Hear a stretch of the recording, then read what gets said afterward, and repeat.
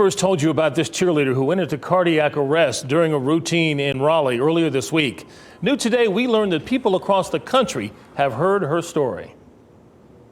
We are going to start this half hour with a remarkable story. It started out as quite a scare for one North Carolina family. It did. It started when a high school cheerleader was just warming up for a competition. Suddenly, she went into cardiac arrest. That is when her own mother sprang into action.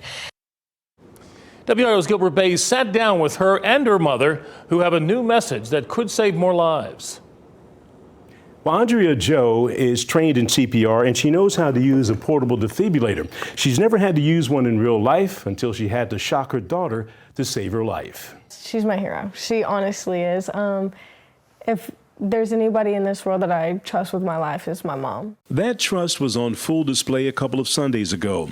Kiana Jo says this was supposed to be her last competitive cheerleading meet. She's done this routine countless times during the past 10 years. Her mother has been at every competition, but this time it was different. I went to cartwheel. I gripped onto my base, and I guess I just held onto her, and they had to slowly let me down to the ground. Because I was going into cardiac arrest. Her mother jumped into action and grabbed a portable defibrillator. When I put the pads on and we hit the button and it said shock advised, I've done it in training multiple times. And those machines, when you're doing them on training and you're doing them on dummies, they don't advise shock. The machine got her heart going again. Jo and others continued CPR until medics rushed her to the hospital. She spent 2 days on a ventilator. Before going home, doctors installed an internal defibrillator just in case this happens again. Her mother is now on a crusade to get portable defibrillators at every school and every sporting event.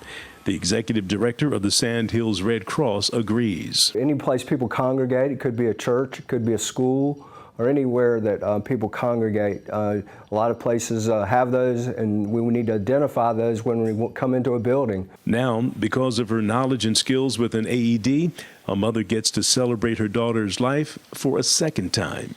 How amazing it is that a mother is able to give life to her child twice.